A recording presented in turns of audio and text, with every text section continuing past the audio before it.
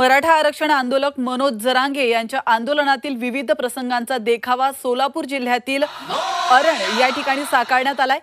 संगीता कोरडे यांनी हा देखावा साकारलेला आहे, तर मनोज जरांगे यांचं उपोषण स्थळ, शांतता रॅली, मिरवणुका याचा हुबेहूब प्रसंग त्यांनी साकारलाय।